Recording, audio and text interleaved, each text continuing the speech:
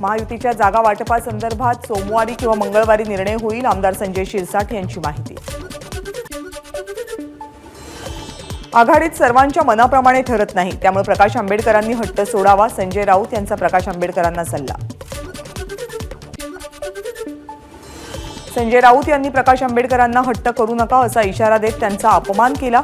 एकूणच संजय राऊतांचं मानसिक संतुलन ढासळले, त्यांना तातडीच्या उपचाराची गरज, भाजपची संजय राऊतांवर टीका।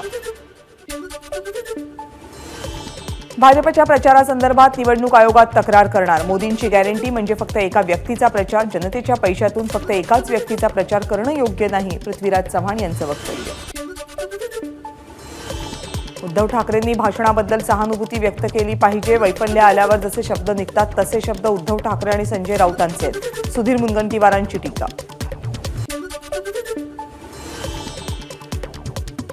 उद्धव ठाकरेंनी गडकरींना ऑफर देणं म्हणजे गल्लीतल्या नेत्यानं अमेरिकेच्या राष्ट्राध्यक्षपदाची ऑफर देण्यासारखं आहे, असं बोलून ठाकरे स्वतःच हसं करून घेत आहेत, देवेंद्र फडणवीसांचा टोला।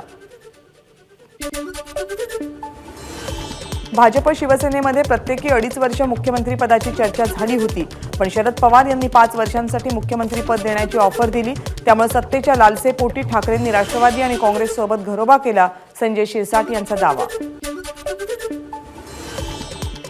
भाजपचे 105 आमदार आहेत, त्यांच्यामुळे एकनाथ शिंदे मुख्यमंत्री झाले हे निश्चित, पण एकनाथ शिंदेंनी उठाव केला नसता तर 105 असूनही त्यांना विरोधात बसावं लागलं असतं, संजय शिरसाट यांचं वक्तव्य।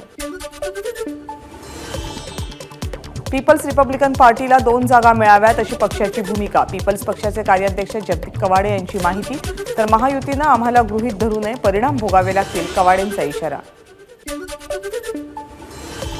भाजपकडून 2 वेळा आमंत्रण आल्याचा समाजवादीचे प्रदेशाध्यक्ष आमदार अबू आझमी यांचा दावा, आमच्या अटी मान्य झाल्यास भाजपसोबत जाण्याचा विचार करू, अबू आझमींचं वक्तव्य।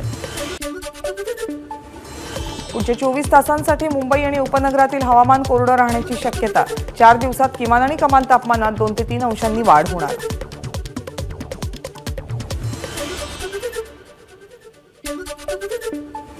आणि यानंतरच्या बातम्या विदर्भातून। विदर्भाची काशी असलेल्या कोटेश्वरमध्ये महाशिवरात्री निमित्त भक्तीचा सागर, कोटेश्वर महादेवाचं दर्शन घेण्यासाठी सकाळपासून भक्तांची गर्दी। वर्ध्यातील सेलूमध्ये महाशिवरात्रीच्या दिंडी सोहळ्यानं वेधलं लक्ष, मोठ्यांसह चिमुकल्यांचा सुद्धा सोहळ्यात सहभाग। भंडारा आणि नागपूर जिल्ह्यांच्या सीमेवर प्रसिद्ध तीर्थक्षेत्र असलेल्या अंबुरा इथे शिवमंदिरात उत्सव, महाशिवरात्री निमित्त दर्शन घेण्यासाठी भाविकांची गर्दी। रामटेक लोकसभा मतदारसंघावरून महाविकास आघाडीमध्ये रस्सीखेच, माजी सनदी अधिकारी किशोर गजभिये यांच्याकडून ठाकरे गट आणि वंचित बहुजन आघाडीच्या क्षमतेवर प्रश्नचिन्ह। राज्यसभेवर गेल्यावरही प्रफुल्ल पटेल भंडारा गोंदियासाठी आशावादी, संधी मिळाली तर भंडारा गोंदियातून नक्की लढेल, प्रफुल्ल पटेल यांचं वक्तव्य। राष्ट्रसंत तुकडोजी महाराज कॅन्सर रुग्णालयामध्ये उपमुख्यमंत्री देवेंद्र फडणवीस यांच्या हस्ते 10 लाखांच्या मॉड्यूल अतिदक्षता विभागाचं लोकार्पण। यवतमाळच्या केळापूर इथे वनमंत्री सुधीर मुनगंटीवारांच्या हस्ते जगदंबा देवी मंदिरात भक्त निवासाचं लोकार्पण, भक्त निवासातील सोयी सुविधांसाठी आणखी 3 कोटी रुपयांचा निधी देण्याची मुनगंटीवारांची घोषणा।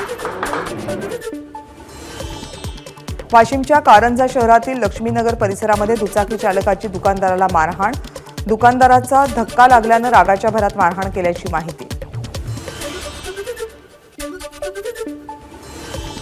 आणि यानंतरच्या बातम्या मराठवाड्यातून। धाराशिवच्या ढोकी गावामध्ये उद्धव ठाकरेंच्या ताफ्यासमोर मराठा समाजाची घोषणाबाजी, मनोज जरांगेंच्या समर्थनार्थ कार्यकर्ते रस्त्यावर। महाशिवरात्री निमित्त 12 ज्योतिर्लिंगांपैकी एक असलेल्या घृष्णेश्वर मंदिरात भाविकांची गर्दी।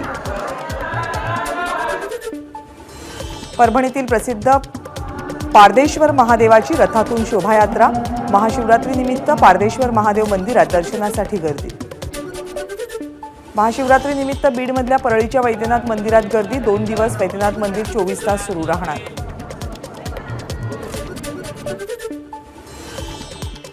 लातूरचं ग्रामदैवत सिद्धेश्वर आणि रत्नेश्वर मंदिरात दुग्धाभिषेकानं महाशिवरात्रीला सुरुवात।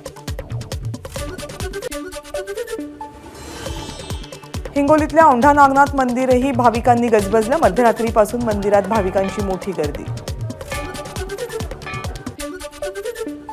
हिंगोली जिल्ह्यामध्ये महाप्रसादातील भगर खाल्ल्यानं 15 जणांना विषबाधा. सेनगावमधल्या शासकीय रुग्णालयात उपचार.